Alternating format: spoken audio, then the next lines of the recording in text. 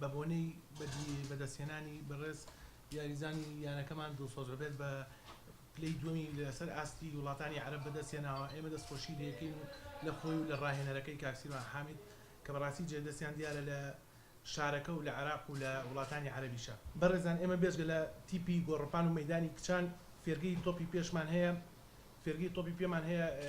کە زیاتر لە بۆ 110 یاریزانە بن، بەشداری چەنەها پاڵانێتیان کردووە و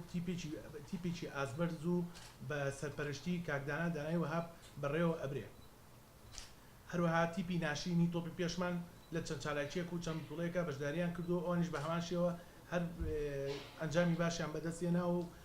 گرنگجیمان پێداون بەوانیش و بە تیپی ئەشبالەکەشیان بێچۆشێرانیشیان کە بەشداری چەنەها پاڵانێتیان کردو و ئاستی بەرزیان پێشکەش کردو. ئێمە دەستخۆشیمان تەنها دڵسۆز بەشداریکرد لەو پاڵەوانێتیە و سپاس بەخوا یەشێ بوو لیا بڕێ پشتی عێراق لە هەردوو بەریدەکە مەدالیای بۆ هێنان و لە یاریەکەی خۆشە مەدالیای